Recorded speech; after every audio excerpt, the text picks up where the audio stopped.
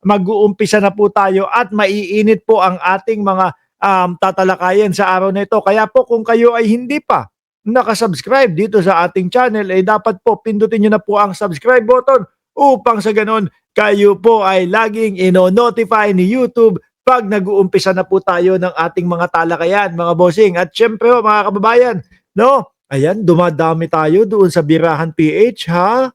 At i-congratulate nyo si Sir Edo ngayon, oh, bagong pintura ang kanyang pangalan. Kulay asul, asul na asul. Oh, ha?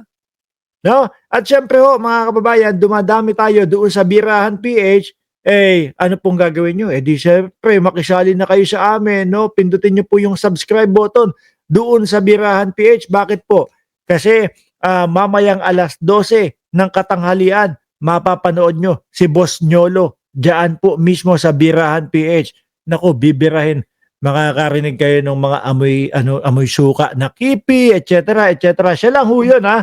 At ako naman, no, mapapanood nyo naman ho ako dyan, mga Boss Chief Pamo, sir, sa Birahan PH. Anong oras ba ako? Alas 9 ng gabi. At yung isa natin, si Mayor Vico, aka Banat Boy, alas 12 ng hating gabi. Kaya po, wag niyong kalimutan na isubscribe yung Birahan PH.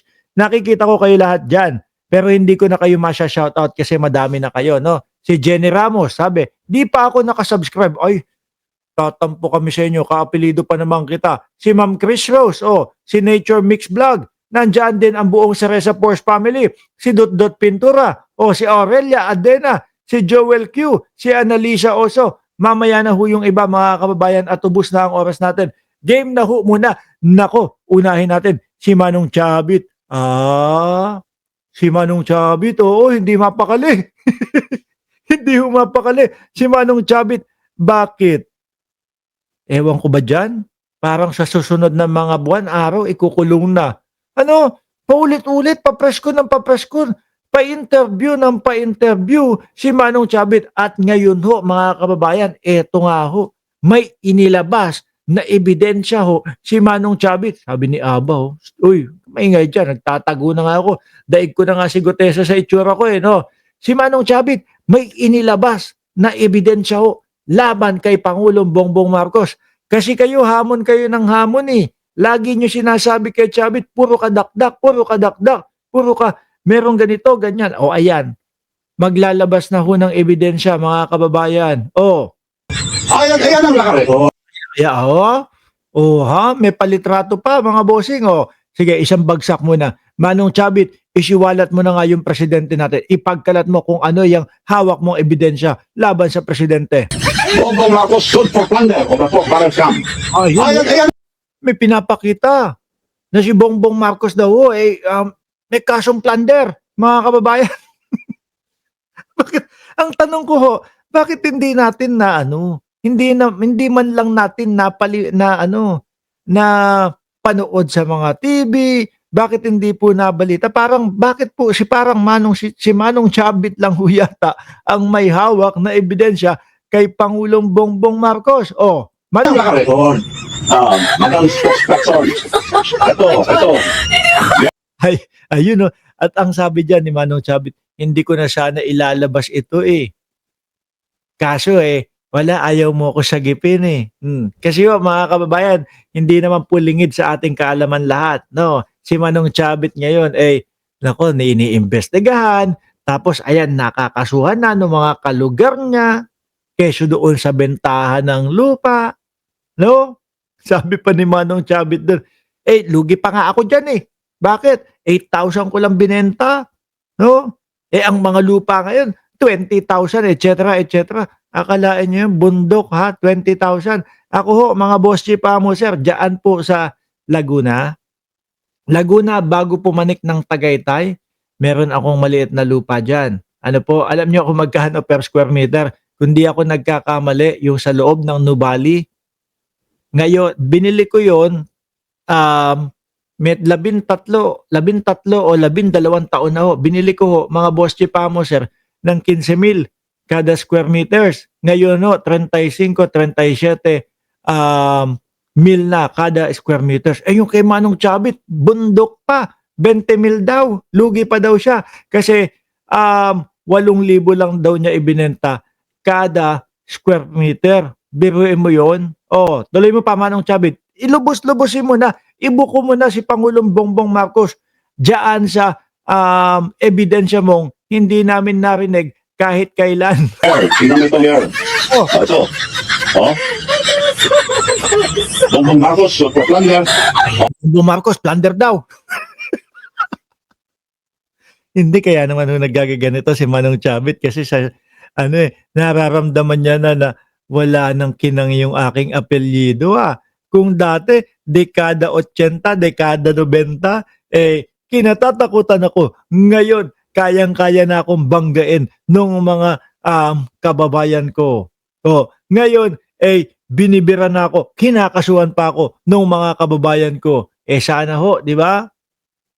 Aasahan niya yung presidente kasi nga naman daw tumulong siya di umano. Hindi ko alam kung ano tinulong niya si Chavit Singson kay Presidente Marcos. Tinulungan siya doon sa kampanya ni Pangulong Bongbong Marcos. Di umano na lang ho, hindi tayo sigurado kung anong tulong ba talaga. Kaya kailangan lagyan ho natin ng di umano. Tinulungan daw di umano ni Chavit Singson si Pangulong Bongbong Marcos. Tapos eto ngayon, hindi na siya pinapansin. Kaya kawawa. Kaya po araw-araw, kahol ng kahol. Araw-araw po nagpapa-press call. Dahil may mga kasong kakaharapin na. Di ba? Tapos eto, nasasangkot pa doon sa mga conflict of interest dahil yung mga kamag-anak nasa gobyerno at tapos yung mga proyekto doon sa kanilang lugar, halos sila lang po ang mga nakakakuha. Baka style diskaya din si Manong Chabit No? Baka style diskaya din ho si Manong Chabit. Yung tipo ho bang ang gagawin is, sige, bidding. Kunyari, may bidding. No, yung pala, sila din ang mananalo. Sabi ni Ma'am Neng Gigi, si Digong nga, napakulong. Panigurado kaya din mapakulong si Manong Chabit. Oho. Kung si Kibuloy nga nando sa Oblo Si Boss Chabit pa kaya. Sabi ni Sir Ciro Kansaki, nakulangan na naman sa bembang si Manong Chabit. Kabado na ho ito. Mga kababayan, stress na ho ito, mga kababayan. Siyempre, hindi niya inaakala na kung kailan siya tumanda, saka siya pa mapapalapit ang pag-oblo. Di po ba? Tapos bagong-bago pa naman po ang kulungan. Pinapakita pa naman po sa mga mainstream media kung ano ang itsura ng pagkukulungan po doon sa mga korap. Naalala nyo? September 21, lumabas si Chavit Singson. Pati ho yun, hindi pinatawad ni Chavit. At sabi nga po ni Pebbles Talakera, mga kababayan, na may pondo daw doon si Manong Chavit noong September 21. Siyempre nga naman napakasimple ng paliwanag na kapag si Bongbong Marcos ay natanggal, napababa, napaalis, nasibak sa pagka-presidente, lahat ng mga yan, maaabsuelto sila.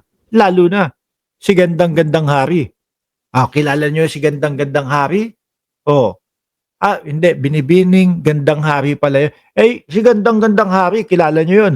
Yun yung nasa Netherlands mga kababayan. Pet mala na din nun Pet malani din po yun. Pero tapusin muna natin si Chavit Singson dun sa pinapakita niyang sabi ni Remy Nopiel, puro invento ginagawa ni Chavit. No? Pero kung totoo yan, malamang po mga bossing, nabalitaan na natin at alam natin yung mga yan. Diba? Pero parang si Chavit lang yata ang may alam nung kanyang ebidensya. Plunder ang time. Dr. Bongbong Marcos ang 205 top barrel scam. Yan ang record. Hindi mo na sana ilalabas to, pero yan ang umpisa. Sinabi ba, hindi na dapat sabi na, hindi ko na dapat ilalabas ito pero dahil ganyan, Manong, bahala ka, no? Total naman malapit ka nang humarap sa korte, dun mo na ipaliwanag yan.